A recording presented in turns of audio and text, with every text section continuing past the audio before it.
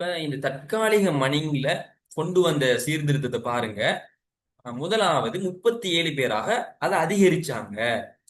இரண்டாவது, சட்ட நிர்வாக சபை உறுப்பினர் தொகையும் 9ஆக அதிகரிக்கப்பட்டுச்சு. ஏற்கனவே 6 பேர் இருந்தாங்க. இப்போ ஒரு 9 பேரா மாத்தினாங்க. சட்ட நிர்வாக சபையில 6 பேர்ல இருந்து 9 பேரா மாத்துறாங்க. இனவாரி பிரிந்து இப்ப நான் விளங்கப்படுத்துற பிள்ளைகளுக்கு என்னண்டா, சட்ட நிர்வ என்ன சட்ட வாக்கு சபை, சட்ட நிர்வாக சபை அப்படின்ற என்னண்டா, உங்களோட குடும்பத்துல நாங்க இப்ப ட்ரிப் போவோம் அப்படின்ட்டு உங்களோட அப்பா சொல்றாங்க, அல்லது நீங்க சொல்றீங்கன்னா அது சட்டசபை மாதிரி. அது ஒரு சட்டத்தை போடுறீங்க. அத உங்க குடும்பத்துல மெயின் ஒரு ஆள் இருந்து, சரி, ஆக்கள் சேர்க்கிறது, காசு சேர்க்கிறது, வேன் பிடிக்கிறது, அந்த செலவு பார்க்கிறது, அது எல்லாத்தையும் மெயின்டைன் பண்றாரு அப்படின்னா அது சட்ட நிர்வாக சபை மாதிரி. இது ரெண்டும் இருக்கணும், அப்பதான் ஒரு குடும்பம் ரன் ஆகும். அதே போலதான் ஒரு நாடு ரன் ஆகணும்னா சட்டசபையும் இருக்கணும், நிர்வாக சபையும் இருக்கணும். அந்த வகையில தான் இங்க சட்டசபையில் 37 பேராக அதை அதிகரிக்கிறாங்க. அதிகரிச்சாலும் தொடர்ந்தும் ஆளுநர் கையில தான் அதிகாரம் இருக்குது. சரியா? அவர்கிட்ட வீட்டோ பவர் இருக்கி, அவர் சும்மா மக்களை ஏமாத்தி நாங்க ஆக்களை கூட்டுறோம் அப்படின்னு ஒன்று சொல்லி வச்சு கொண்டிருந்தார். இருந்தாலும் இலங்கை மக்கள் முட்டாள்கள் இல்ல, அவங்க அதெல்லாம் உணர்ந்து கொண்டாங்க. அதனாலதான் என்ன, இந்த யாப்பை தூக்கி எறிஞ்சிட்டு அடுத்த யாப்பை அவங்க டக்குன்னு மாத்திட்டாங்க. இரண்டாவது, சட்ட நிர்வாக சபையையும் 6 பேர்ல இருந்து 9 பேரா மாத்துறாங்க. அதே போல மூணாவது பாருங்க, இனவாரி பிரதிநிதித்துவ முறையுடன் பிரதேசவாரி முறையும் அறிமுகம் செய்யப்பட்டுச்சு. எவ்வளவு காலம் இனவாரி பிரதிநிதித்துவம் தான் இருந்த, இந்த முறை பிரதேசம் ரீதியாக நாங்க சட்டவாக்க சபைக்கு ஆக்கள் எடுப்போம் அப்படிங்கிற ஒரு முடிவுக்கு வந்தாங்க. பிரதேச ரீதியாகவும் அறிமுகம் செய்யப்பட்டது. அடுத்தது, உத்தியோகப்பற்றவர்களின் எண்ணிக்கை சட்டசபை அதிகமாக இருந்தது. தொடர்ந்து தேசாதிபதிக்கு மறுப்பாணை அதிகாரம் கொடுக்கப்பட்டிருந்தது. நான் சொன்னனே, வீட்டோ பவர். சட்டசபையின் உத்தியோகப்பற்றவர் மூவர் சட்ட நிர்வாக சபை இடம்பெற்றமை. சொரி பிள்ளைகள், கோல் தான் வருது உங்களுக்கு பாடம் நடத்ததோடு. கோல் வராமைக்கு ஏதாவது ஒன்று பண்ணணும். டோ நாட் டிஸ்டர்ப்ல போட்டுட்டேன், இருந்தாலும் என்ன செய்யுது, கோல் வந்து ஒன்று தான் இருக்குது.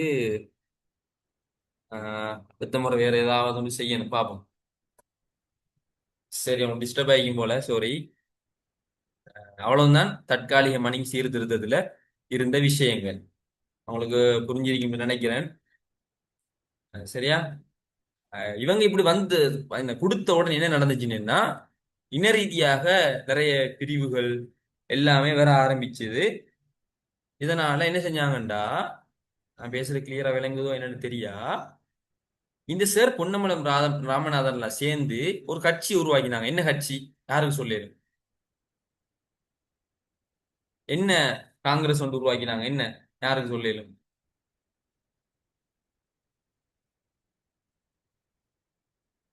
செக் பண்ணுங்க. சார் பொன்னம்பலம் ராமநாதன்லாம் சேர்ந்து எல்லாரும் ஒத்துமையாக இருக்கக்குள்ள ஒன்று உருவாக்கினாங்க. அதுல பேர் என்ன?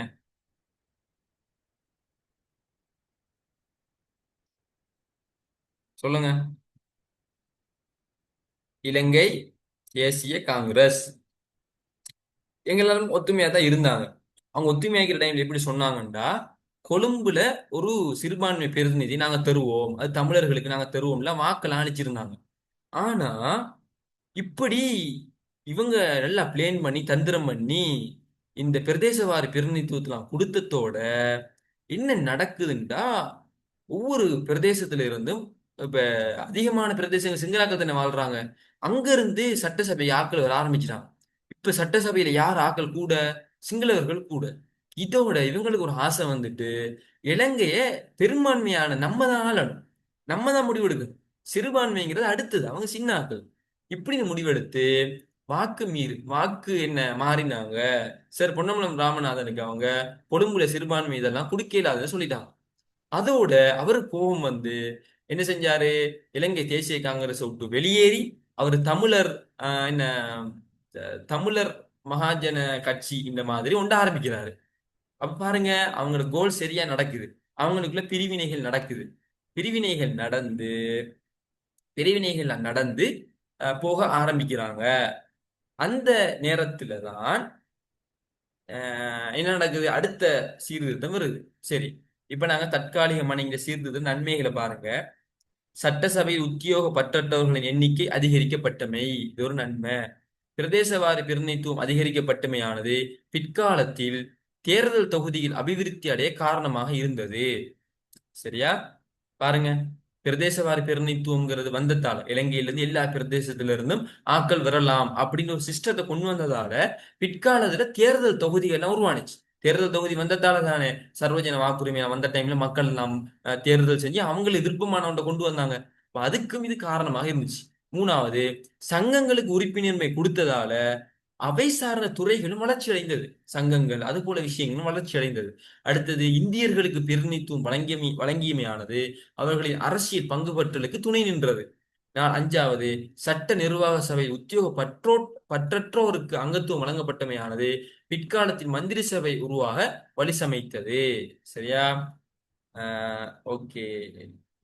கிளியர் இல்லைன்னு சொல்றீங்க. சரியா? ஆஹ் இப்போ நாங்க என்ன செய்வோம்? கிளாஸை அவ முடிச்சு கொள்ள தான் வேணும்.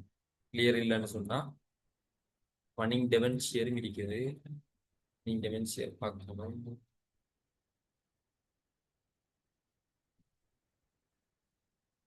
பிள்ளைகள் இப்ப நான் பேசுற கிளியரா விளங்குதான்னு சொல்லுங்க. நம்ம டக்குன்னு என்ன செய்வோம்? இந்த மணிங் டெவன்ஷியர் இன்றைக்கு முடிச்சுட்டோம்னு சொன்னா நாளைக்கு டொனமூர் பார்க்கலாம். அதனாலதான் சொல்றேன். இப்ப கிளியரானு சொல்லுங்க.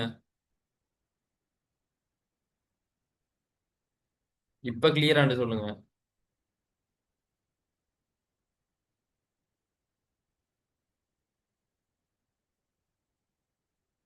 இப்போ கிளியரா இருக்குதா?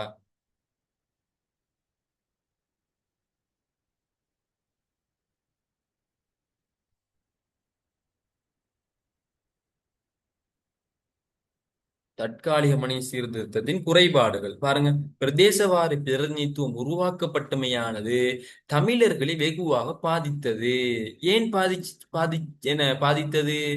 இப்ப மொத்த இலங்கையில பிரதேச ரீதியாக நாங்க பிரிச்சா தமிழர்கள் இருக்கிற பிரதேசம் குறைய, சிங்களவர்கள் இருக்கிற பிரதேசம் கூட. அப்ப கூட பிரதேசத்துல இருந்தா கூட பேர் வருவாங்க. அப்ப குறைய பிரதேசத்துல இருந்து கொஞ்சம் பேர் தானே வருவாங்க. இதனால தமிழர்கள் அது பாதித்தது. இப்ப ஒரு கிளாஸ் ரூம் இருக்கு.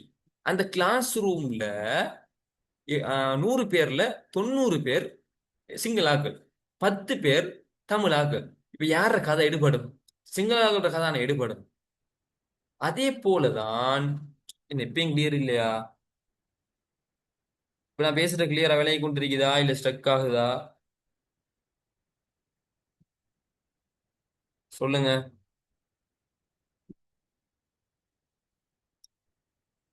சரி, நம்ம இப்படி செய்யவா? இது தற்காலிக மணிங்க மட்டும் நான் உங்களுக்கு குரூப்ல வாய்ஸ்ல போட்டு விடவா? இப்ப நாளையில இருந்து நம்ம டொனமூர் ஸ்டார்ட் பண்ணலாம்.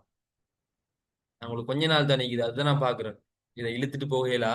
இது அவ்வளவு முக்கியமான பகுதியும் இல்ல. டொனமூர் தான் முக்கியமானது. மிச்சத குரூப்ல வாய்ஸ் போடவா?